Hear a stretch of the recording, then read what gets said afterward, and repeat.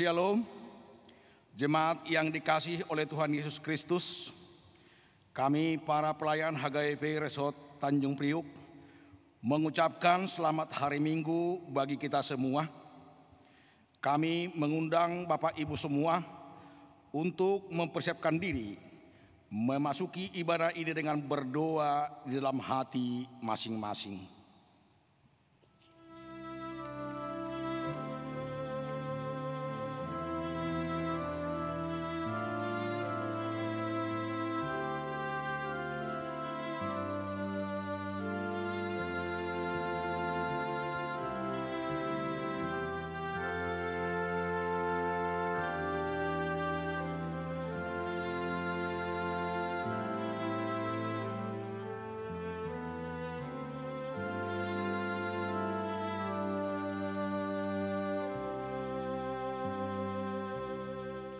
Amin.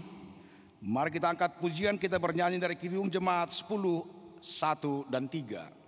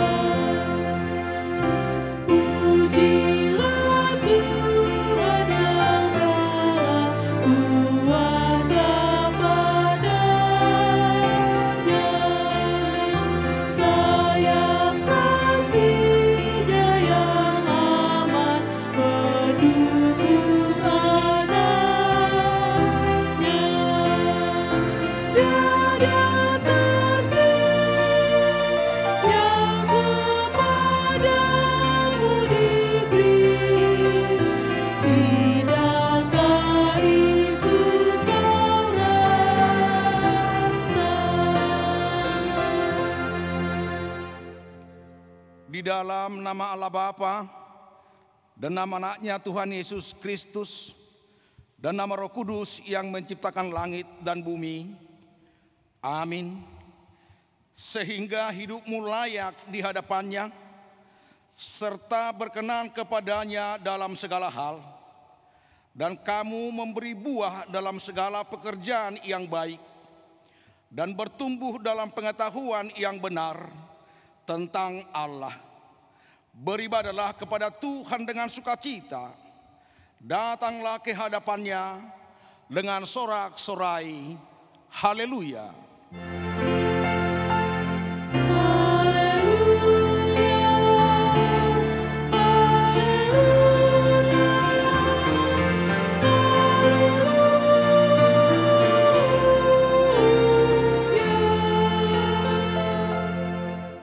Mari kita berdoa. Ya Tuhan Allah, Bapa kami yang Maha Pengasih, tuntunlah kami kepada anak-Mu, supaya kami menjadi milik-Nya. Berilah kepada kami iman dan kepercayaan yang benar, supaya kami beribadah kepada-Mu saja. Janganlah biarkan jemaat-Mu menyandarkan pengharapannya kepada hal-hal yang duniawi. Karena Engkau penyelamat dan perlindungan saya, tolonglah dan tuntunlah kami di jalan kebenaran menuju kehidupan kekal. Karena kasih-Mu dalam anak-Mu, Tuhan Yesus Kristus Tuhan kami. Amin. Kita angkat pujian, kita bernyanyi dari Kidung Jemaat nomor 367 ayat 1 dan 2.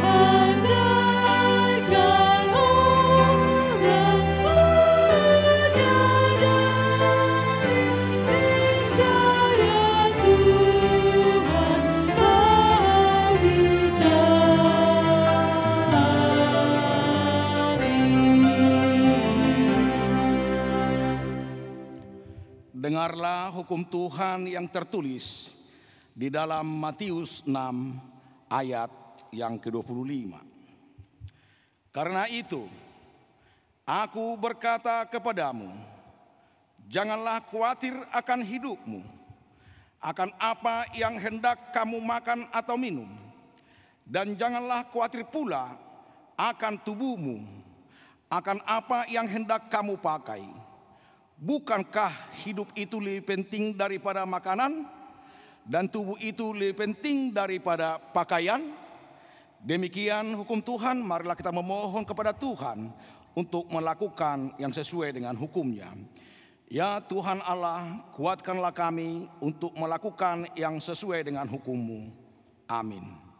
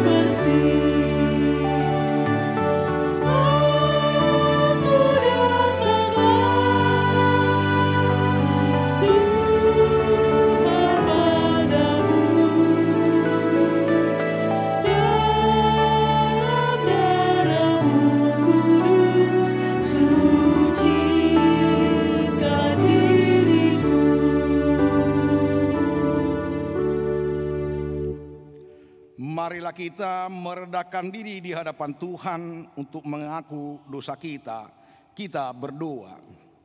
Ya Tuhan Allah yang Maha Kuasa dan Maha Benar, pengasih dan penyayang, bermurah hatilah Engkau ya Tuhan terhadap kami. Kiranya Tuhan berkenan mengampuni segala dosa dan kejahatan kami.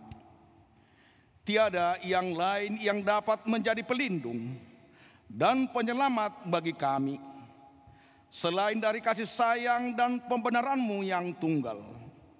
Karena itu, karuniakanlah kami ketenangan dan penghiburan di dalam pengorbanan anak-Mu, Tuhan Yesus Kristus Juru Selamat kami. Amin.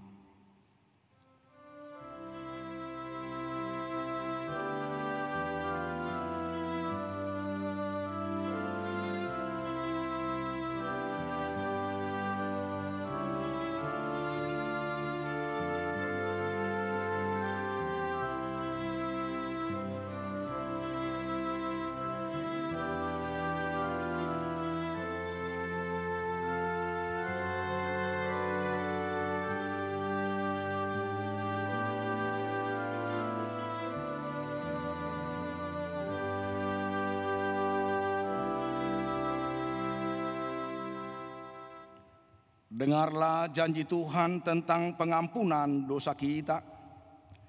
Demi aku yang hidup, demikianlah firman Tuhan Allah.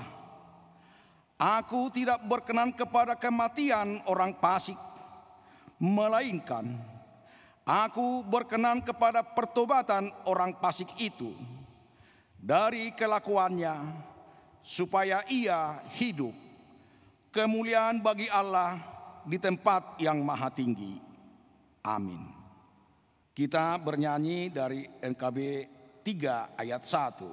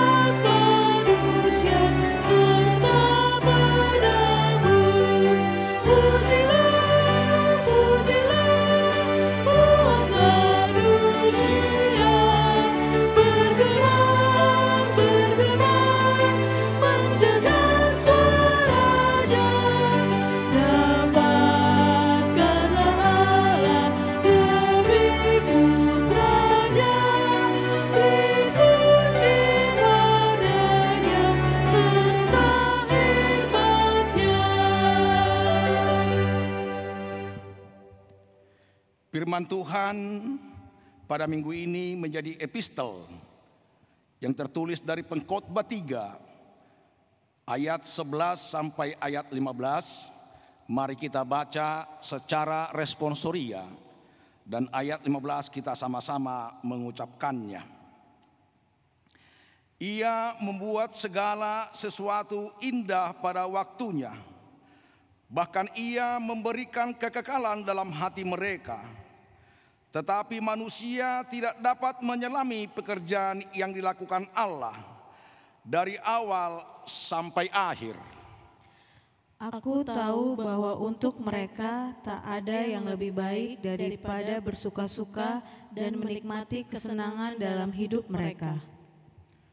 Dan bahwa setiap orang dapat makan minum dan menikmati kesenangan dalam segala jeripayahnya, itu juga adalah pemberian Allah. Aku tahu bahwa segala sesuatu yang dilakukan Allah akan tetap ada untuk selamanya. Itu tak dapat ditambah dan tak dapat dikurangi. Allah berbuat demikian supaya manusia takut akan Dia. Kita sama-sama. Yang sekarang ada, dulu sudah ada. Dan yang akan ada sudah lama ada, dan Allah mencari yang sudah lalu. Demikian firman Tuhan. Berbahagialah yang mendengar firman Tuhan dan memeliharanya. Amin. Kita bernyanyi dari Kidung Jemaat 416 ayat 1 dan 2.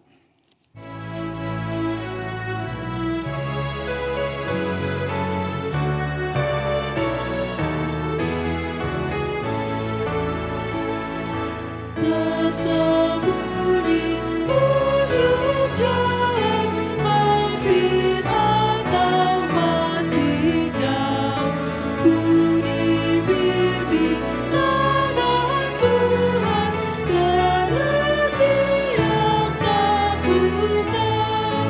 Maka ajar aku ikut, apa juga maksudmu.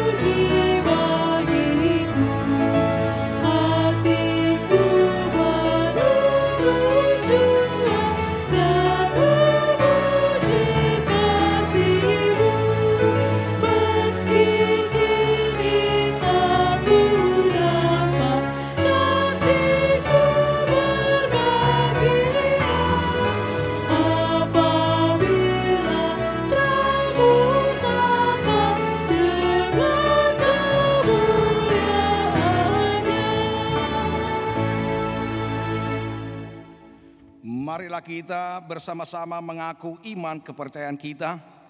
Sebagaimana teman-teman seiman di seluruh dunia, kita bersama-sama mengucapkannya.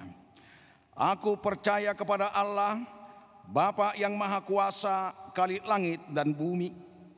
Aku percaya kepada Yesus Kristus, Anaknya yang tunggal Tuhan kita, yang dikandung daripada Roh Kudus, lahir dari anak darah Maria, yang menderita sengsara di bawah pemerintahan Pontius Pilatus, disalibkan, mati dan dikuburkan, yang turun ke dalam kerajaan maut.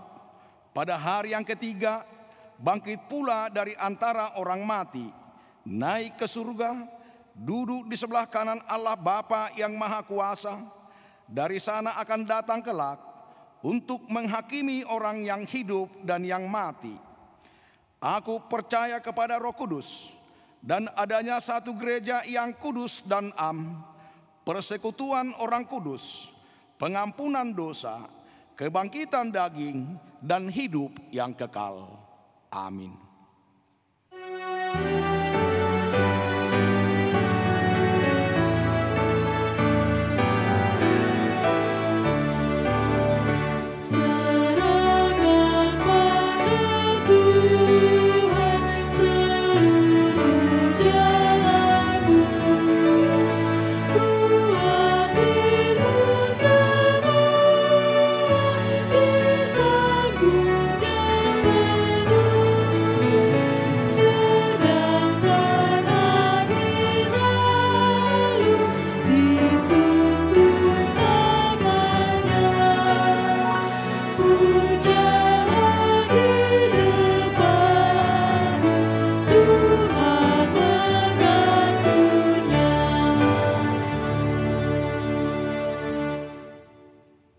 Kita berdoa. Damai sejahtera Allah yang melampaui segala akal dan pikiran, itulah yang memelihara hati dan pikiranmu di dalam Kristus Yesus Tuhan kita. Amin. Firman Tuhan, nas khotbah untuk kebaktian minggu ke-9 setelah Trinitatis hari ini, tertulis dalam Injil Matius pasal 14, ayatnya yang ke-13 sampai ke-21, beginilah firman Tuhan. Setelah Yesus mendengar berita itu, menyingkirlah ia dari situ dan hendak mengasingkan diri dengan perahu ke tempat yang sunyi. Tetapi orang banyak mendengarnya dan mengikuti dia dengan mengambil jalan darat dari kota-kota mereka. Ketika Yesus mendarat, ia melihat orang banyak yang besar jumlahnya. Maka tergeraklah hatinya oleh belas kasihan kepada mereka, dan ia menyembuhkan mereka yang sakit. Menjelang malam, murid-muridnya datang kepadanya dan berkata, "Tempat ini sunyi, dan hari sudah mulai malam. Suruhlah orang banyak itu pergi, supaya mereka dapat membeli makanan di desa-desa." Tetapi Yesus berkata kepada mereka, "Tidak perlu mereka pergi. Kamu harus memberi mereka makan." Jawab mereka, "Yang ada pada kami di sini hanya 5 roti dan 2 ikan." Yesus berkata, "Bawalah kemari kepadaku." Lalu disuruhnya orang banyak itu duduk di rumput. Dan setelah diambilnya 5 roti dan 2 ikan itu, Yesus menengadah ke langit dan mengucap berkat. Lalu memecah-mecahkan roti itu dan memberikannya kepada murid-muridnya. Lalu murid-muridnya membagi-bagikannya kepada orang banyak. Dan mereka semuanya makan sampai kenyang. Kemudian orang mengumpulkan potongan-potongan roti sisa, 12 bakul penuh. Yang ikut makan kira-kira 5.000 laki-laki, tidak termasuk perempuan dan anak-anak. Demikian firman Tuhan. Ibu bapak saudara-saudara yang dikasihi Tuhan, kita akan memahami nas ini dengan memahami pelaku-pelaku yang ada di dalamnya. Yang pertama, kita mulai dengan orang banyak yang mengikuti Yesus. Saudara yang dikasihi Tuhan, orang banyak sering berkumpul setelah mendengar berita bahwa Yesus ada di suatu tempat. Artinya, Yesus sudah ada di situ terlebih dahulu, barulah orang-orang datang berkumpul untuk bertemu dengan dia. Namun ada kalanya orang banyak berinisiatif sendiri menuju tempat yang Yesus tuju. Artinya sebelum Yesus tiba di tempat itu, mereka sudah lebih dahulu sampai di sana.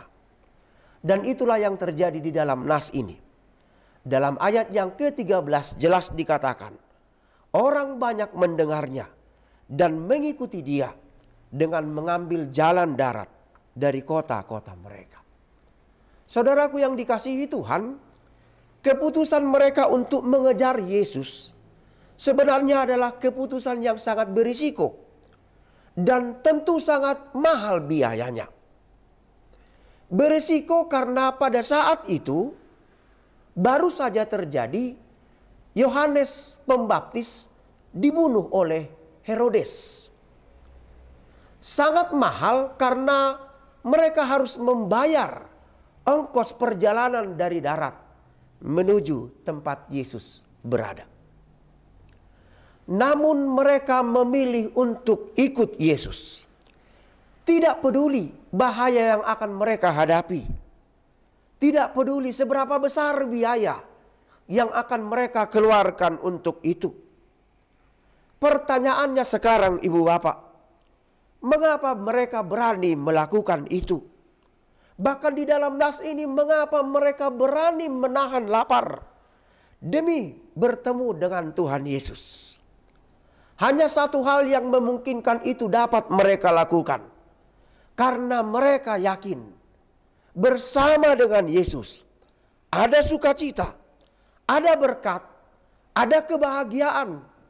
Mereka selamat bersama dengan Yesus. Sonang dilabung di Yesus. Itulah yang membuat mereka tidak memikirkan capek. Tidak memikirkan biaya yang harus mereka keluarkan demi dekat dengan Yesus. Ini menjadi perenungan bagi kita bersama. Masih adakah kerinduan seperti ini di dalam diri kita sekarang?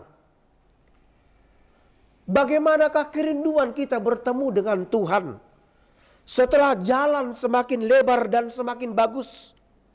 Alat-alat transportasi tersedia, mobil, taksi, Grab car, Gokar maupun Gojek. Semuanya tersedia di dalam kehidupan kita sekarang ini. Namun penting kita pergumulkan, mengapa masih saja ada orang yang malas bertemu dengan Tuhan? Masih adakah orang Kristen jemaat Tuhan yang merindukan bersekutu pada hari Minggu, bersekutu dengan Tuhan? Bertambah semangatkah kita mencari Tuhan ketika hidup kita semakin diberkati? Diberkati dengan pekerjaan yang baik, diberkati dengan penghasilan yang baik, diberkati dengan keluarga, suami, istri, maupun anak-anak yang baik. Ini menjadi permenungan bagi kita.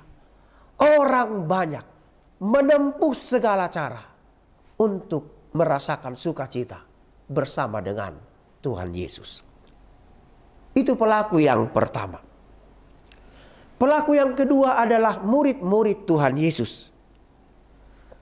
Saudara-saudara yang dikasihi Tuhan, sebagai murid, mereka ikut serta dengan Yesus berkhotbah, mengajar, maupun menyembuhkan orang-orang sakit.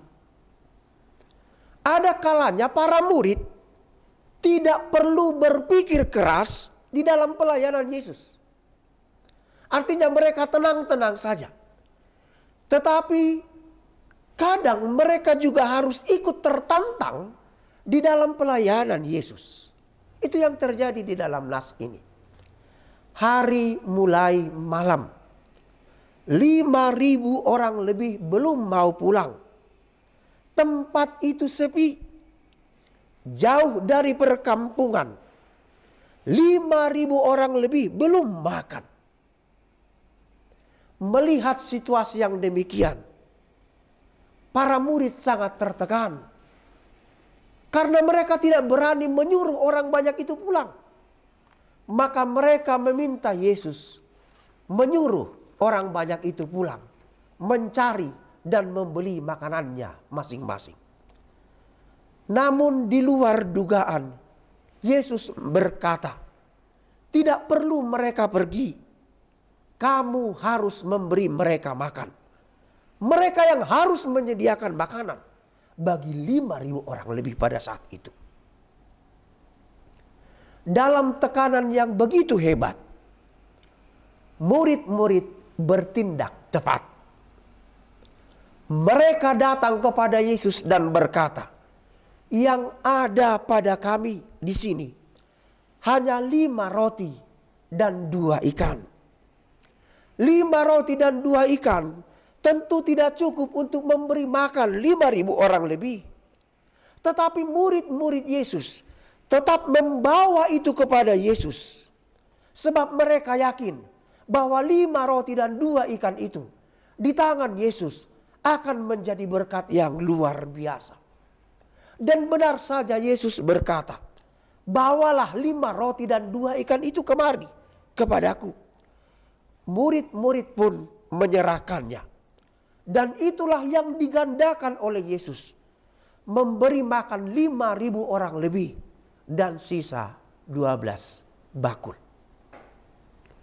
Saudara-saudaraku, kita mengaminkan bahwa anak-anak Tuhan, orang percaya, tidak hanya tahu menerima berkat, tetapi juga harus siap menjadi berkat.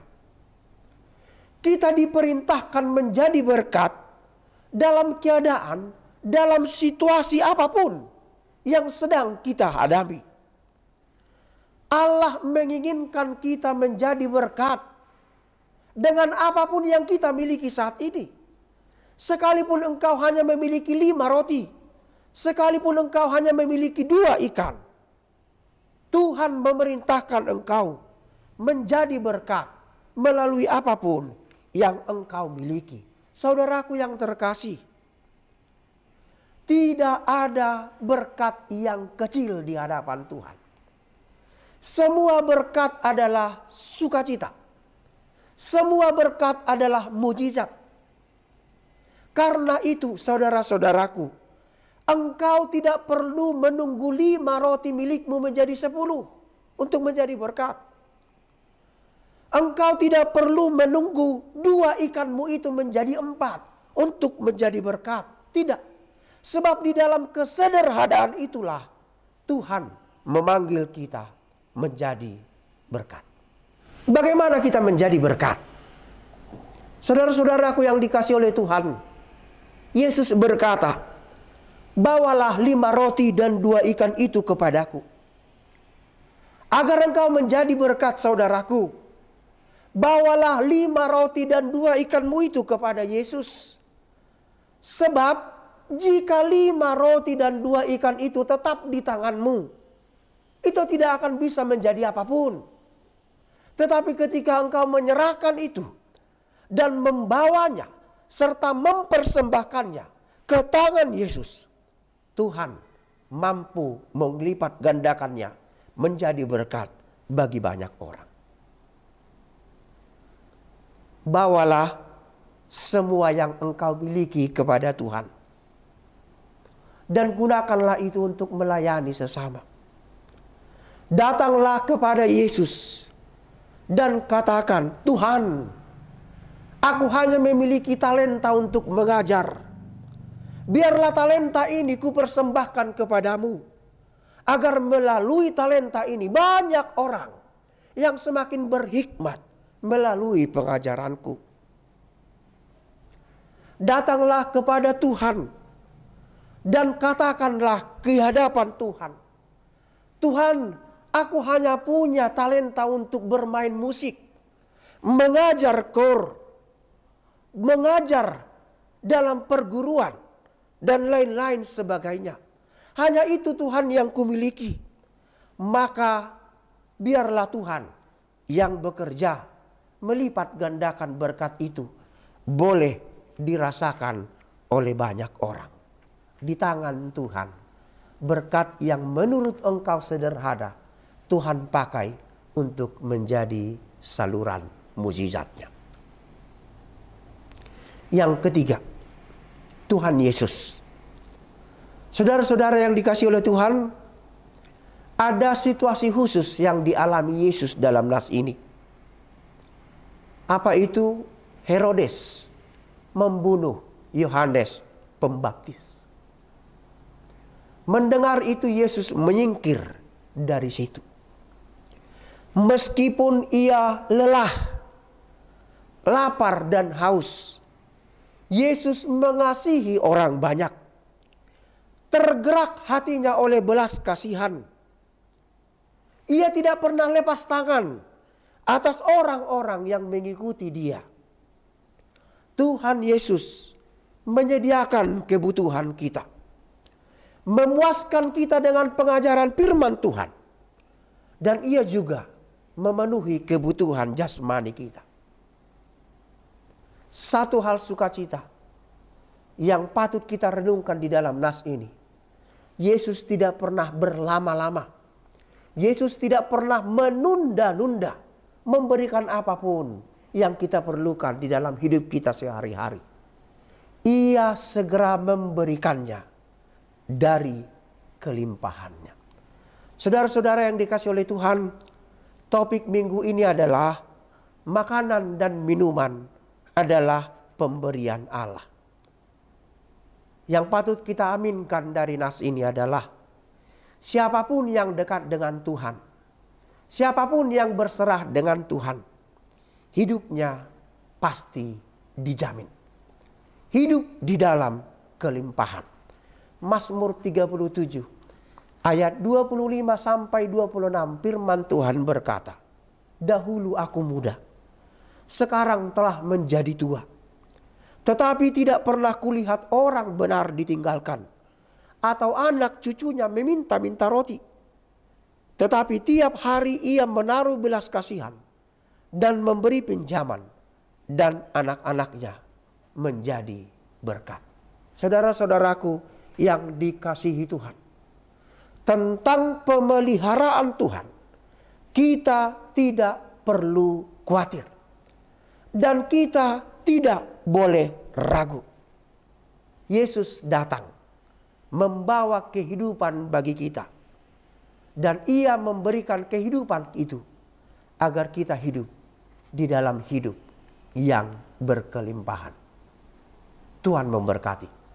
Amin. Mari kita berdoa. Terima kasih ya Bapa di surga, di dalam Kristus Yesus, Engkau sungguh mengasihi kami. Engkau menyediakan kebutuhan rohani kami, dan Engkau juga yang memenuhi kebutuhan jasmani kami.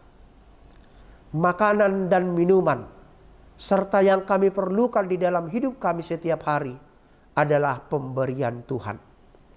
Ajar kami ya Bapa untuk menggunakan berkat-berkat-Mu itu menjadi sukacita dan menjadi berkat juga bagi orang lain, sehingga berkat itu semakin besar dan semakin banyak pula yang boleh merasakan kebaikan Tuhan.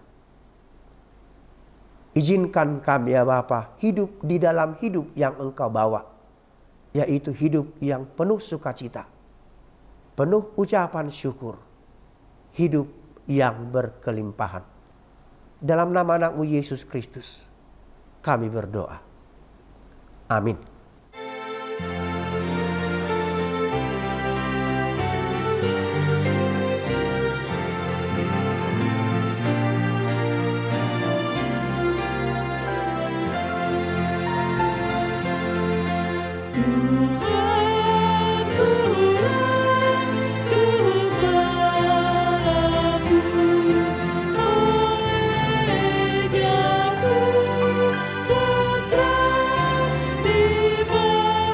Di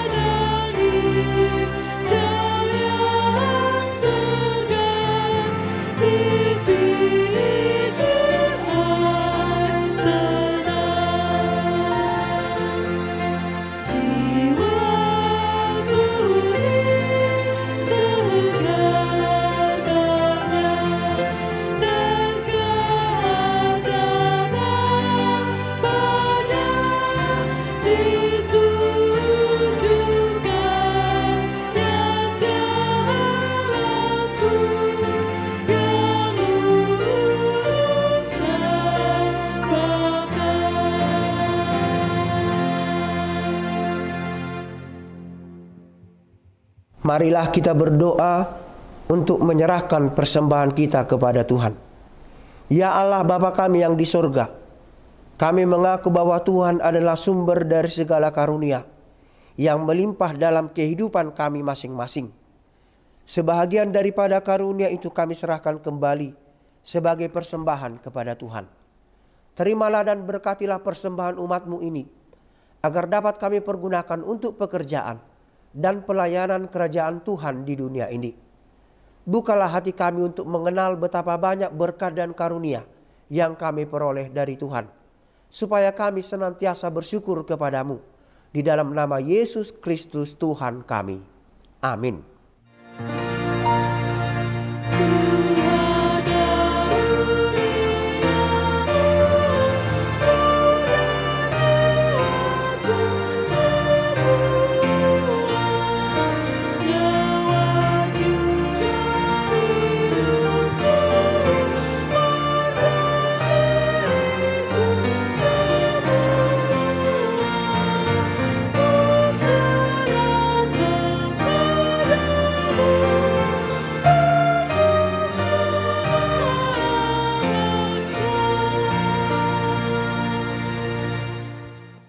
Bapa kami yang di sorga, dikuduskanlah namamu.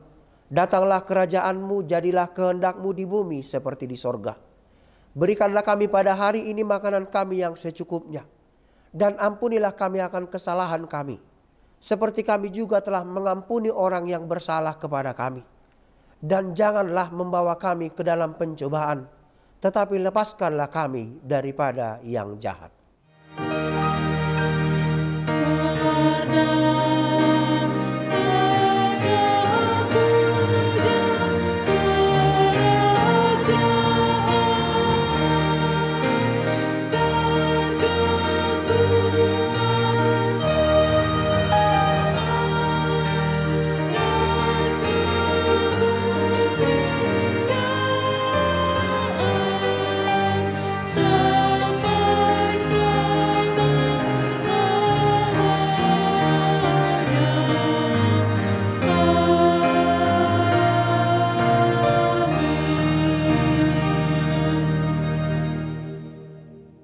Terimalah berkat Tuhan.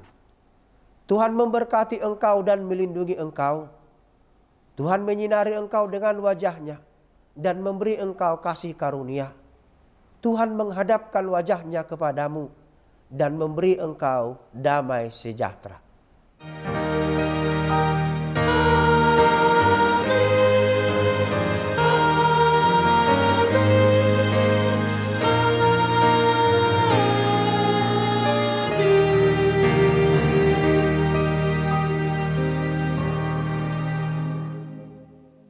Ibu bapak, saudara-saudara yang dikasihi Tuhan, seluruh pelayan ibadah online hari ini mengucapkan selamat hari Minggu, Shalom, Tuhan Yesus memberkati.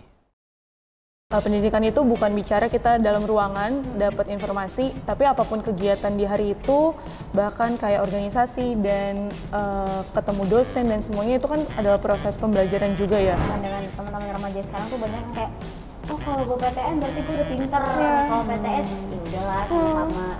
Menurut aku tuh tergantung pilihannya masing-masing ya. Kalau misalkan kita nilai kuliah itu menentukan keberhasilan seseorang atau enggak, itu enggak ya.